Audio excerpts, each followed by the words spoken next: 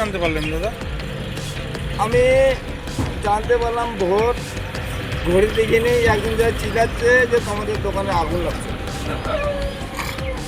হুট করে আমি দৌড়ে আসছি, আসার পরে আমি দেখছি নিরুপায়, আর কিচ্ছু উপায় নাই ওখানে বাঁচার মতো।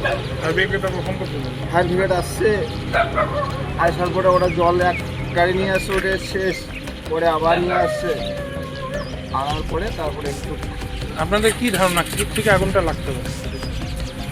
সবাই বলে শর্ট সার্কিট হয়ে গেছে। ঠিক আছে, রাখবো যে আমাদের একটু কিছুটা সহযোগিতা হলে করে যায় যাতে আমরা চলতে পারি। আর দোকানের সাথে আমাদের আর কোনো বুদ্ধি নেই, আমি তো বেকার হয়ে যাবো, কোনো চলা পথে ছিল না। এর আগেও ভাঙা ভাঙি হয়ে গেছে, আবার এরকম হয়ে গেছে, বারবার তো আমরা করতে পারবো না।